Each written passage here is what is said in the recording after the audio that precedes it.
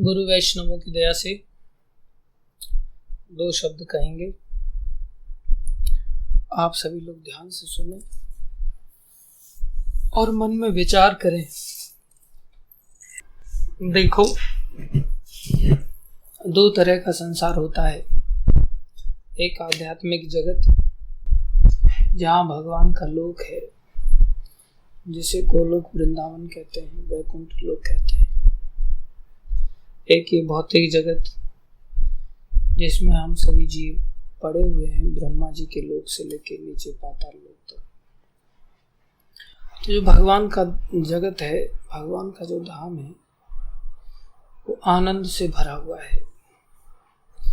वहाँ की मुख्य रूप से जो सत्ता है, जिसके कारण वहाँ सब जीव आनंदित रहते हैं, वो आनंद ही है। आनंद बहुत बड़ी वस्तु है।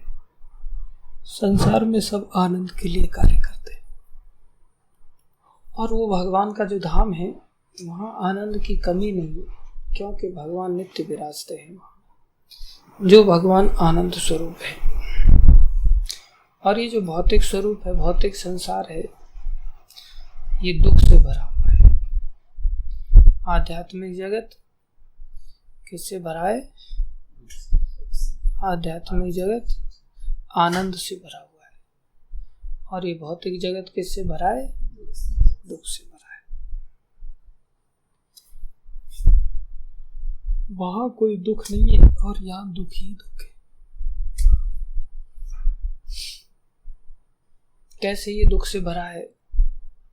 क्योंकि इस संसार में आते ही हम सभी को एक शरीर का आश्रय लेना पड़ता है। जो 84 लाख प्रकार के शरीर हैं, आत्मा को उन शरीरों में जाना पड़ता है, तभी इस संसार में हम रह पाते हैं। भगवान के धाम में कोई भौतिक शरीर की आवश्यकता नहीं होती। वहाँ आत्मा अपने स्वरूप में ही विराजती है। जैसे कोई सर्दी के लिए बिना स्वेटर के नहीं रहता। कोई बद्रीनाथ जाए, केदारनाथ जाए, तो वहाँ जाने के लिए उसको गर्म कपड़े का आश्रय लेना पड़ता है। बिना गर्म कपड़ों के वो वहाँ नहीं रह सकता। ऐसे ही जब हम इस संसार में आते हैं, तो इस संसार में हमें ये भौतिक शरीर लेना पड़ता है। चाहे वो कुत्ते का हो, गधे का हो, सूअर का हो, पशु का हो, पक्षी का हो, वृक्ष का हो, या इन सब में अच्छा मनुष्य शरीर ही क्यों न हो, हम सबको यहाँ शरीर धारण करना पड़ता है। भगवान के धाम में कोई शरीर नहीं होता, वो दिव्य शरीर होता है, आत्मा का स्वरूप होता है। तो इस संसार में दुख की शुरुआत इस शरीर से ही हो जाती है। किससे हो जाती है? शरीर से ही होती है। इस शरीर को हम सभी गर्भ से प्राप्त करते हैं और गर्भ में हमें कष्ट प्राप्त होते हैं। ये शरीर ऐसा नहीं कि आप जो है हीरा स्वीट से खरीद के ले आओ, बढ़िया सजा के रखा हुआ हो। ये शरीर गर्भ से प्राप्त होता है, माता के गर्भ में प्राप्त होता है, जो बड़े दुख से उसको पनपने का मौका मिलता है।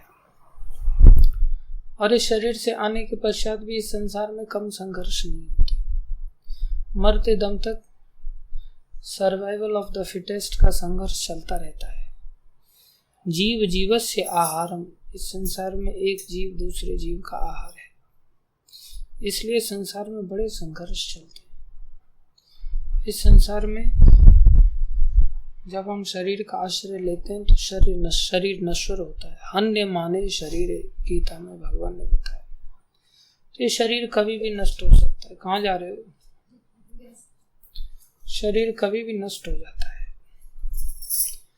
कोई भी शरीर कभी भी नष्ट हो जाए तो कोई बड़ी बात नहीं है, लेकिन मनुष्य शरीर अगर जल्दी नष्ट हो जाए तो ये बहुत बड़ी दुख की बात है। क्यों? क्योंकि ये ऐसा शरीर है कि शरीर में थोड़ी अगर मेहनत कर पाते हैं तो हम इस शरीर में भक्ति शुरू कर सकते हैं और भक्ति को बढ़ाते हुए आगे ले जा सकते हैं और यहाँ तक पहुँच सकते हैं कि हम भक्ति को पूरा भी कर सकते हैं। भक्ति पूरी होने का अर्थ क्या है? भक्ति पूरी होने का अर्थ है कि हमें भगवान श्री कृष्ण के अतिरिक्त संसार में किसी चीज की याद ही ना है। जैसे कोई उदाहरण दे सकता है?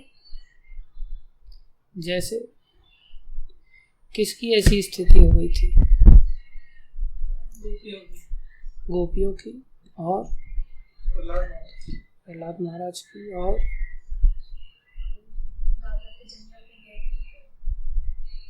राजा थे, जंगल में गए थे। परीक्षित महाराज थे एक, उनकी ऐसी स्थिति हो गई थी, कथा सुन रहे थे, कई दिन बीत गए, उनको सुखदेव गोस्वामी ने कहा जाओ पानी पी के आ जाओ या भोजन करके आ जाओ। तो उनको पानी और भोजन की भी याद नहीं आई। उन्होंने कहा नहीं, मुझे कथा ही बहुत अच्छी लग रही है, इसी से मेरी भूख प्यास मिटती है। गोपियां भी ऐसा ही कहती थी। तब कथामृतम तप्त जीवनम कविभिरीडितम कल्मषापहम।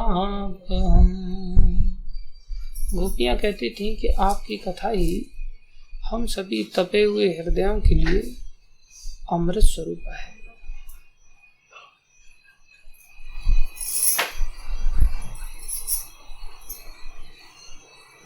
आवाज आ रही है ना आपको? हाँ, किधर प्रैक्टिस चल रहा है उनका? वो अकेली डांस करती है? अकेले?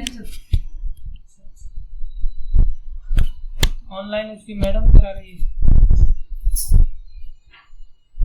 आ जाइए इधर, इधर बैठ।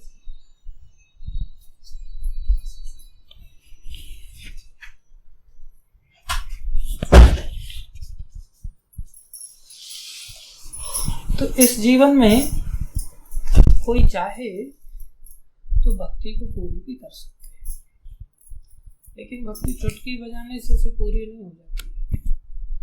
ये एक ग्रेजुअल प्रोसेस है। बचपन से कोई व्यक्ति लगता है कौमारम आचरते प्राज्ञो, तो बचपन से लग जाता है तो उसको इधर उधर की गंदगी ज़्यादा प्रवेश नहीं करती। अगर नहीं लग पाता, देर हो जाती है, तो बहुत सारी गंदगी प्रवेश कर जाती है उसके चित्त में। तो इस जीवन में भक्ति पूरी हो जाए ये कठिन हो जाता है। अगर कोई बचपन से ही लगता है तब जाकर के पूरी होने की संभावना बनी रहती है, वो भी अगर कोई गंभीर हो। तो कोई मेरे जैसा है तो उसकी तो कई जन्मों में पूरी नहीं होगी।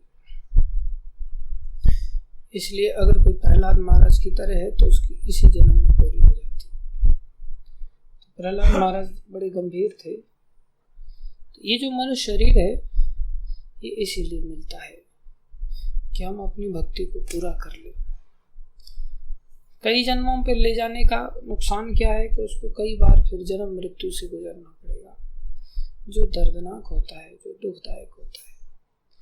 तो बेहतर है हम इसी जन्म में पूरी कर लें।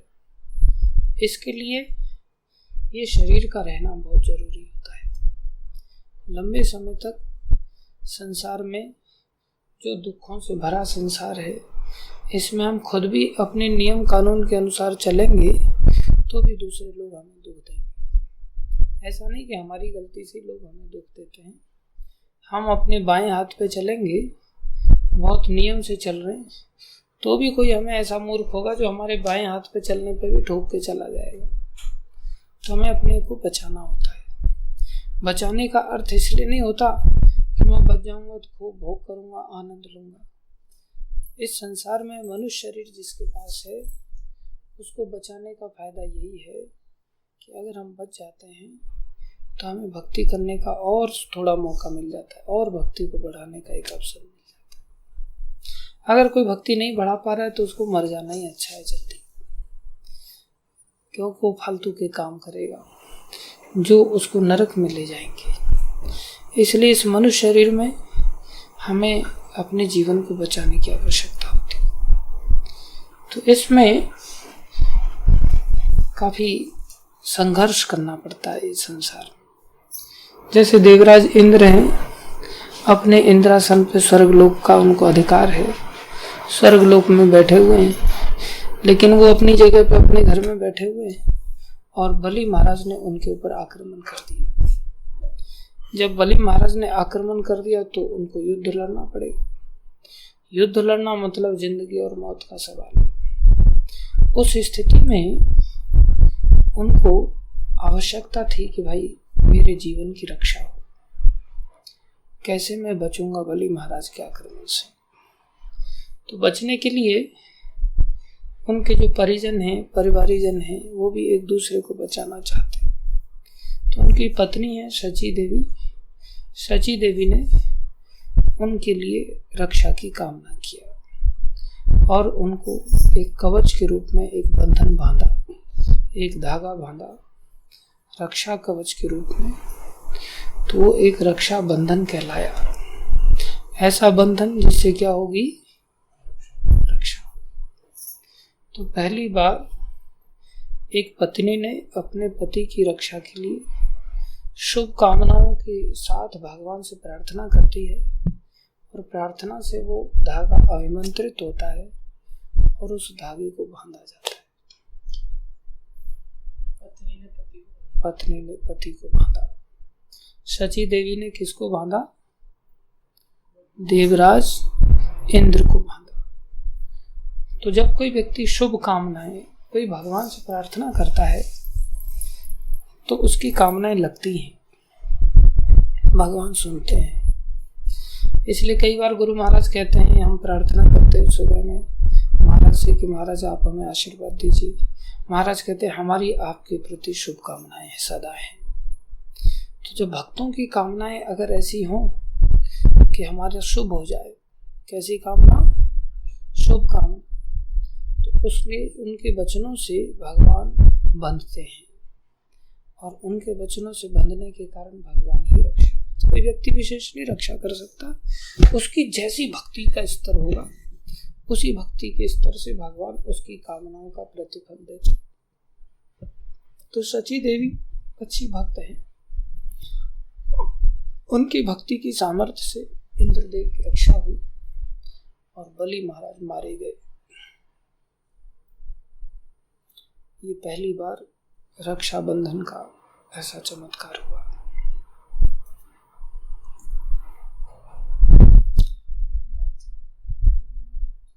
बलि महाराज मारे गए थे। फिर शुक्राचार्य ने उनको संजीवनी विद्या से जीवित किया।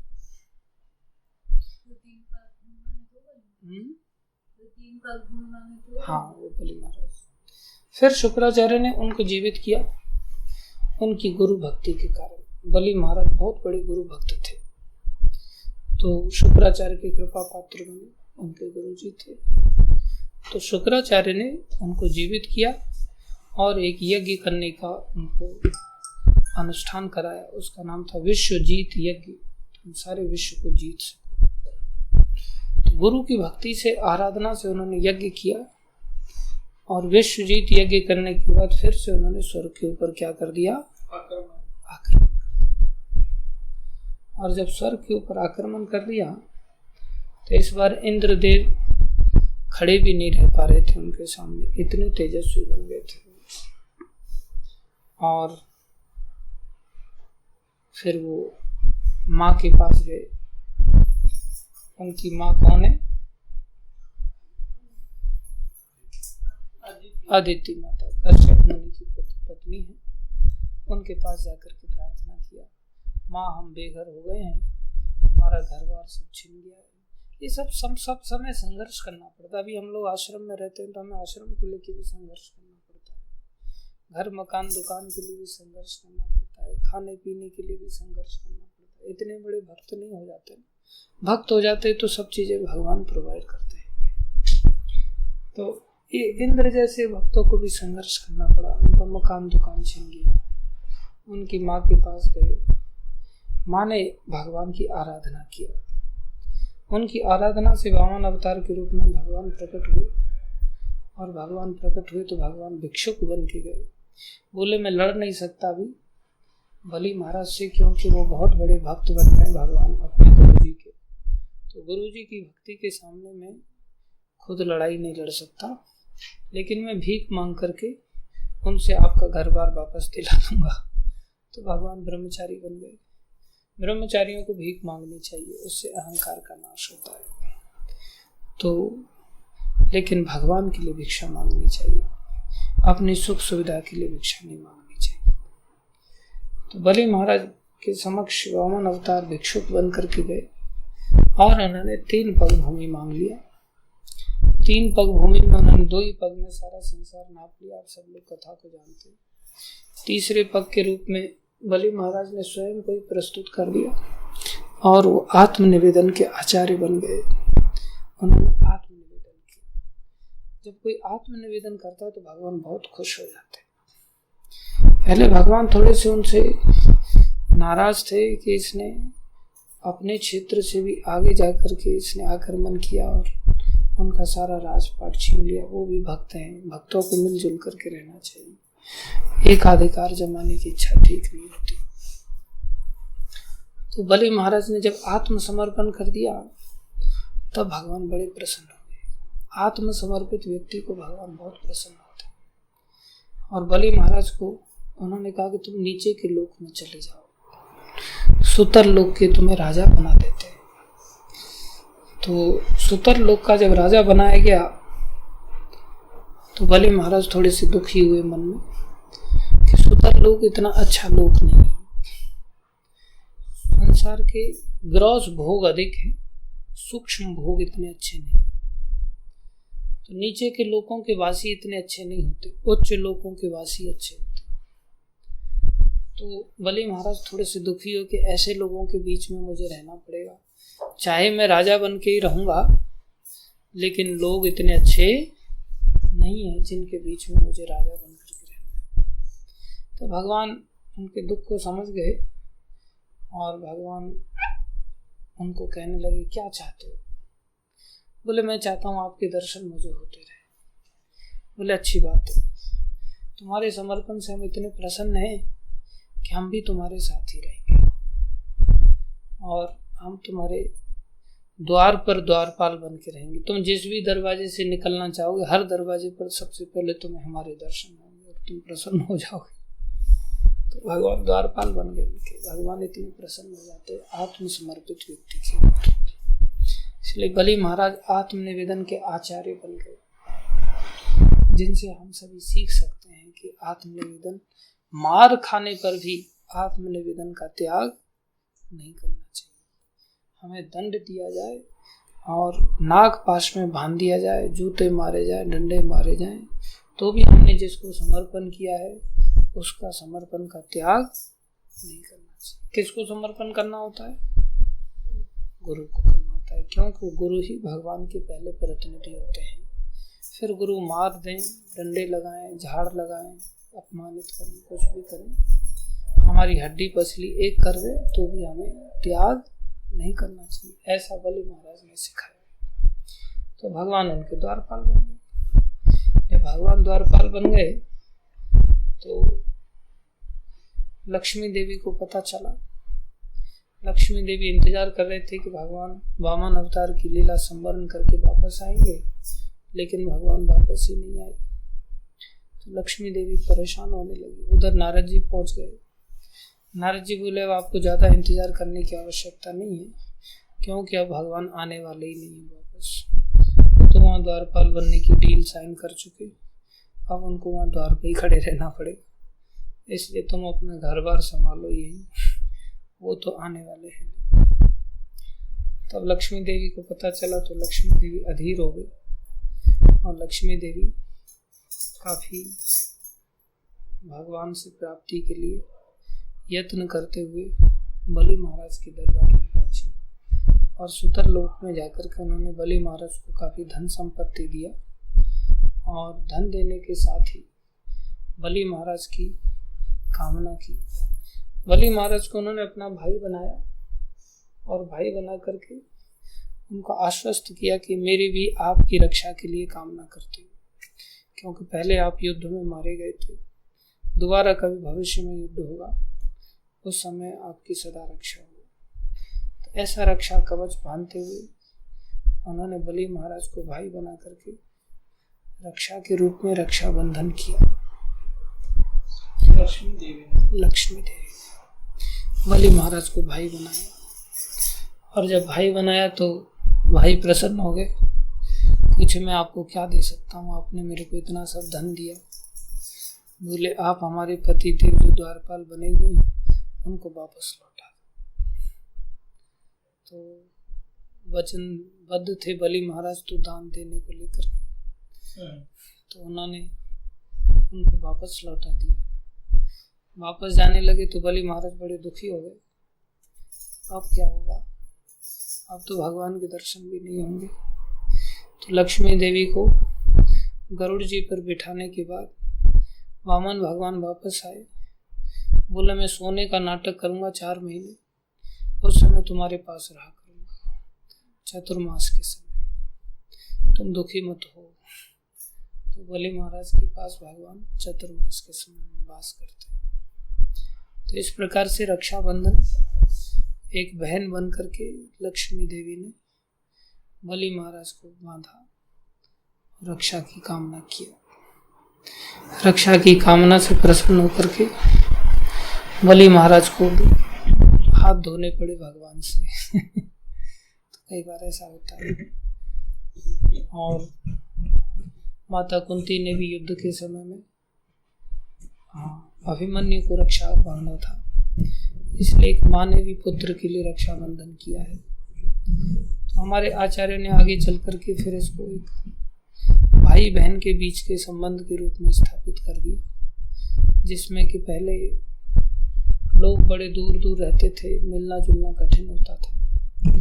तो कुछ परिस्थितियों को ध्यान में रखते हुए जैसे गणेश चतुर्थी का एक आयोजन चालू किया महाराष्ट्र में, जिससे कि क्रांतिकारी लोग इकट्ठे हो सके और कुछ इस बहाने से कार्य कर सके, एकता का संगठन बढ़ता चला गया। इसलिए वहाँ के जो एक नेता थे उन्होंने इसकी शुरुआत की। ऐसे ही महात्मा फुले नहीं, लोकमान्य तिलक जी ने उन्होंने चालू किया था। ऐसे ही हमारे आचार्यों ने इस रक्षाबंधन को भाई बहन का एक संबंध स्थापित करने के लिए के संबंध में इस दिन वो जा सकते हैं बहन भाई के घर पर और भाई की रक्षा की कामना कर सकते हैं, भाई बहन की रक्षा की कामना कर सकता है और उनकी कामनाओं से एक दूसरे की रक्षा हो सकती है, जिससे कि शीघ्र मृत्यु प्राप्त न हो इस शरीर में और हमें भक्ति करने का एक अवसर प्राप्त हो, जिससे कि हम हो सके तो भक्ति को पूरा कर सके। एक रक्षा बंधन है।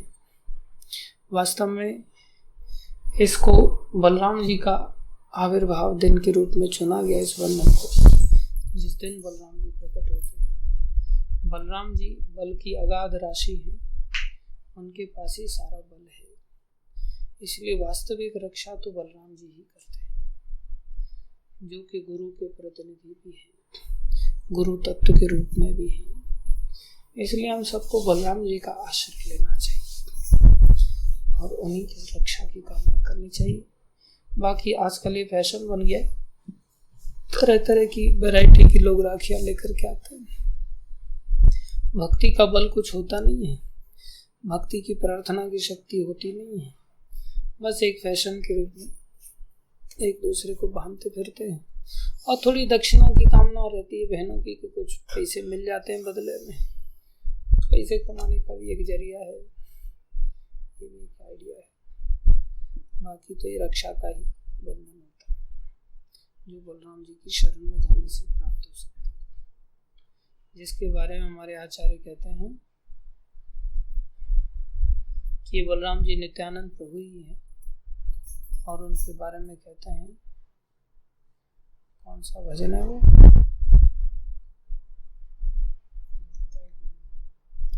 नेताई पद कमल कोटि चंद्र सुशीतल, जे छाए जगत जुड़ाए। नेताई पद कमल कोटि चंद्र सुशीतल, जे छाए जगत जुड़ाए। नित्यानंद के जो चरण कमल हैं वही सुशीतल हैं, वही हमें शीतलता दे सकते हैं, संसार से बचा सकते हैं। लेकिन हमने क्या किया, उनको छोड़ दिया और जगत को अपना बना लिया। तो कोई भाई को अपना बनाता है, भाई से कामना करता है तुम हमारी रक्षा करना, और बहन की शुभकामनाएं भाई की रक्षा करने के लिए व्यक्त करती हूँ। लेकिन ये सब कोई रक्षक नहीं होता। निताई पद कमल कोटि चंद्र सुशीतल, निताई पद कमल कोटि चंद्र सुशीतल, जे छाए जगत जुड़ा, जे छाए जगत जुड़ा। हे निताई बिने भाई राधा कृष्ण पाइते नहीं, है निताई बिने भाई राधा कृष्ण पाइते नहीं, है निताई बिने भाई राधा कृष्ण पाइते नहीं, है निताई बिने भाई राधा कृष्ण पाइते नहीं। दृढ़ करी धर निताई पाँव, दृढ़ करी धर निताई पाँव। नित्यानंद प्रभु के जो पैर हैं, चरण कमल हैं, उनको अच्छी तरह से पकड़ना चाहिए, उनसे ही बंधना चाहिए। से संबंध नाई जार वृथा जन्म गेलो तार, से संबंध नाई जार वृथा जन्म गेलो तार। अगर नित्यानंद से संबंध नहीं हुआ, अगर बलराम जी से संबंध नहीं हुआ, तो चाहे फिर हमारा भाई बहन का संबंध है, बाप बेटी का संबंध है, बाप बेटे का संबंध है, पति पत्नी का संबंध है, कोई भी संबंध है, वो सब संबंध किसी काम के नहीं, उसका जन्म व्यर्थ चला गया। हमको ऐसा लगता है कि अरे हमारा एक भाई हो जाए तो कितना अच्छा हो जाए, हम अकेली लड़की हैं घर में, भाई भी होता तो अच्छा। लोग ऐसे संबंधों को बनाने के लिए लालायित रहते हैं, फिर सोचते हैं हमें पति मिल जाए, फिर सोचते हैं हम माँ बन जाए, बेटा हो जाए, फिर सोचते हैं हम दादी बन जाए। ऐसे संबंधों के पीछे भागते हैं। ये सब संबंध वृथा है, वेस्ट है, वेस्ट ऑफ टाइम है। इनके लिए यत्न नहीं करना चाहिए। ये नहीं कि आज भाई के बंधन का जागृति का दिन है तो अच्छी तरह से श्रृंगार आदि करके एकदम घूमेंगे फिरेंगे, तिलक लगाएंगे, सब व्यर्थ है। गहने लटकाएंगे, सब दान देने चाहिए भगवान, है कि नहीं? ये सब दिखावा है फालतू। ये सब हम खुद आदमी काल के मुंह में, और दूसरे को सोच रहा है वो काल के मुंह से बच जाए। कैसे बचेगा? कंगाल हो जाना चाहिए। से संबंध नाई जार वृथा जन्म गेलो तार, से संबंध नाई जार वृथा जन्म गेलो, से पशु बड़ो दुराचार, से पशु बड़ो दुराचार। वो पशु है, वैसा ही साधारण पशु नहीं है, दुराचारी पशु है। निताई नाम बोली लो मुखे, मंजी लो संसार सुखे, निताई लो मुखे मंजी लो संसार सुखे, निताई नाम बोली लो मुखे, मंजी लो संसार सुखे, निताई नाम बोली लो मुखे, मंजी लो संसार सुखे, विद्या कुल की करी विता, विद्या को विद्या उसने प्राप्त किया।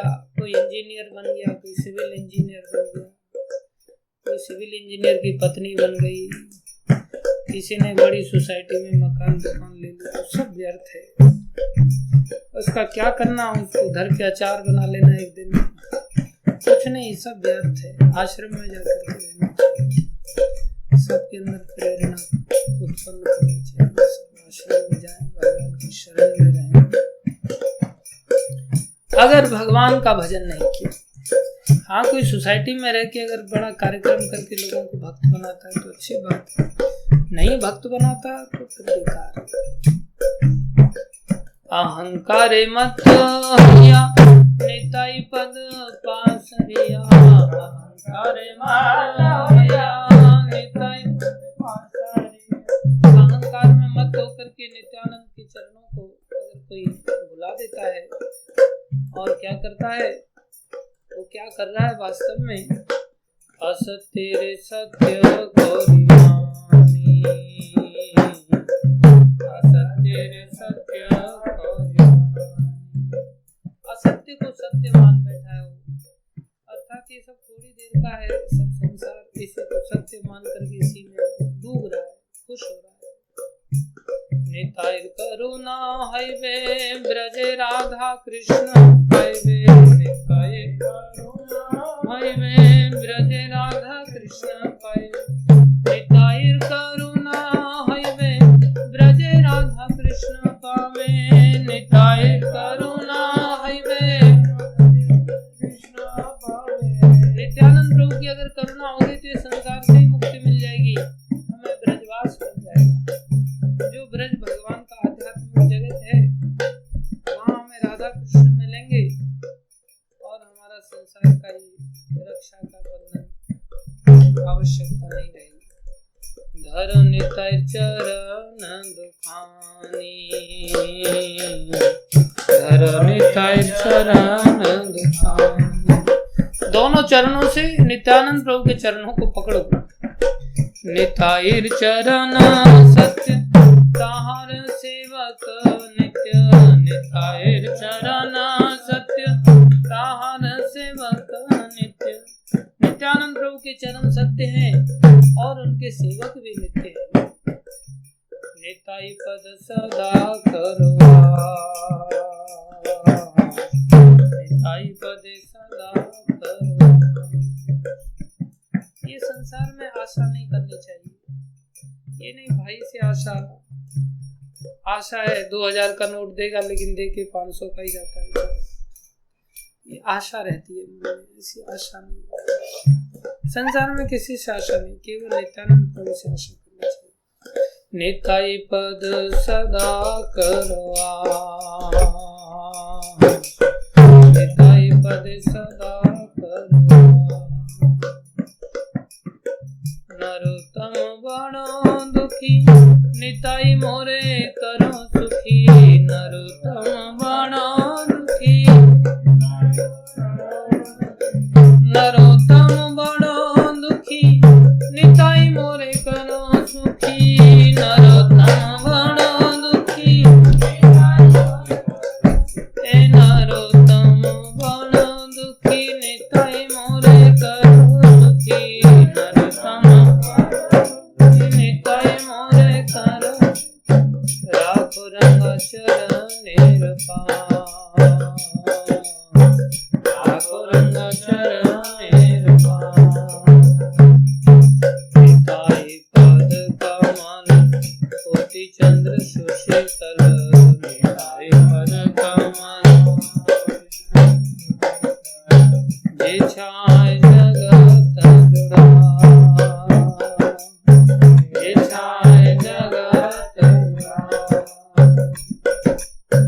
हरे कृष्ण कृष्ण कृष्ण हरे हरे, हरे राम राम राम हरे हरे, हरे कृष्ण कृष्ण कृष्ण हरे हरे, हरे राम राम राम हरे, हरे कृष्ण कृष्ण कृष्ण हरे हरे, हरे राम राम राम हरे हरे।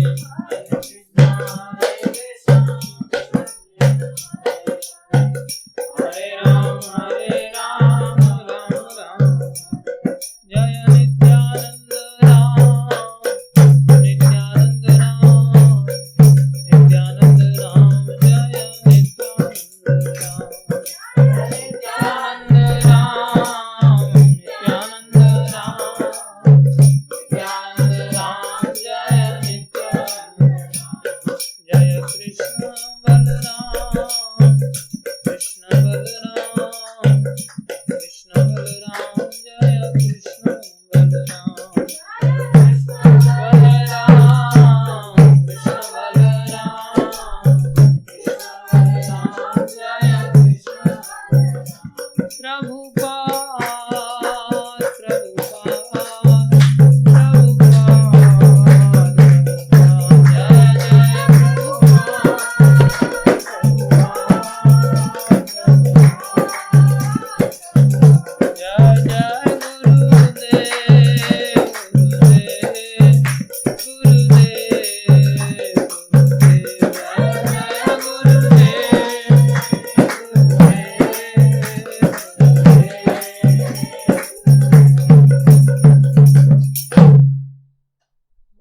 कृष्ण बलराम भगवान की जय। बोलो नित्यानंद राम भगवान की जय।